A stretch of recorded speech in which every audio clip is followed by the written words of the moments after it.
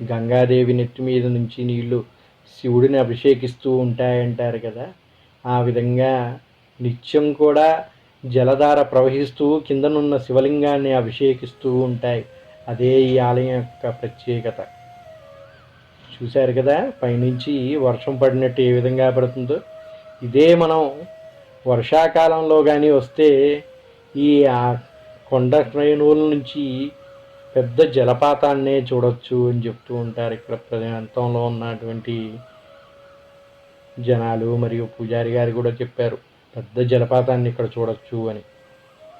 ఒక్కొక్కసారి ఆ జలపాతం ఎంతగా పెరుగుతుందంటే ఆలయాన్ని కూడా మూసేసేంతగా పెరిగిపోతుంది అని చెప్తారు. ఇక ఇక్కడ క్షేత్ర పురాణం చూసుకుంటే శ్రీశైలానికి ఉత్తర ద్వారంగా ఉమామహేశ్వరాన్ని చెప్తూ ఉంటారంట. అలాగే